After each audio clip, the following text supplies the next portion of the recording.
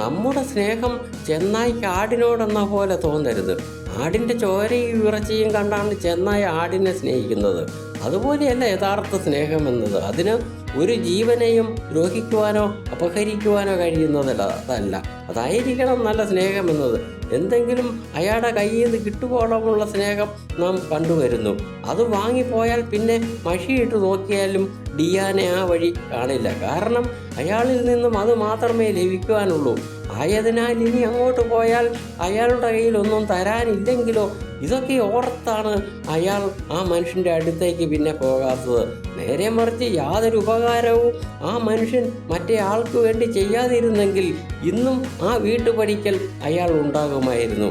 ഇതാണ് മനുഷ്യൻ്റെ ഉള്ളിൽ ഉറഞ്ഞുകൂടി കിടക്കുന്ന സ്നേഹം എന്നത്. ഈ ഭൂമുഖത്ത് മറ്റൊരു ജീവിക്കുമില്ലാത്ത കൗശലക്കാരൻ, കുറുക്കനോ നരിയോ ഒന്നുമല്ല. അത് ഈ മനുഷ്യൻ തന്നെയാണ്.